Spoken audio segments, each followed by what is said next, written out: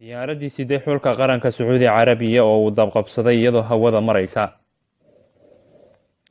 Wararka naga soo gaaraya dalka Ruushka ayaa sheegaya in diyaaraddii sidee ciyaartoyda xulka qaranka Sacuudi Carabiya uu dabqabsaday iyadoo hawada maraysa, isla markaasina ay ciyaartoyda iyo shaqaalaha tababarku saaran yihiin.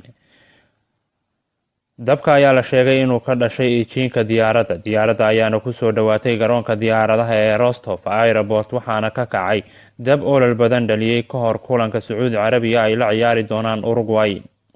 War-saxaafadeedka ka soo baxay xidhiidhka kubadda cagta Sacuudi Carabiya ayaa lagu xaqiijiyay in dhammaan xubnihii diyaaradda uu dabku qabsaday la socday ay badbaadeen oo aysan jirin khasaare naf oo ka dhashay dhibaatadaasi.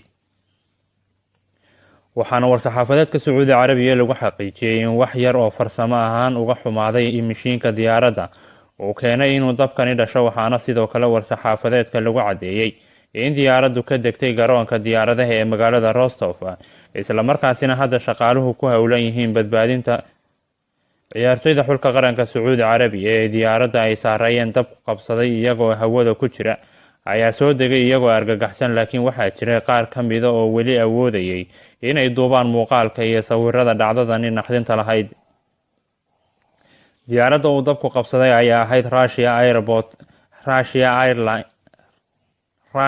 Airlines Airbus A319-100, waxayna xulka qaranka Sacuudi Carabiya isku diyaarinayeen kulanka adag ee ay la ciyaari doonaan Uruguay kadib guuldaradii 5-0 ahayd ee Khamiistii hore kasoo gaadhay Russia.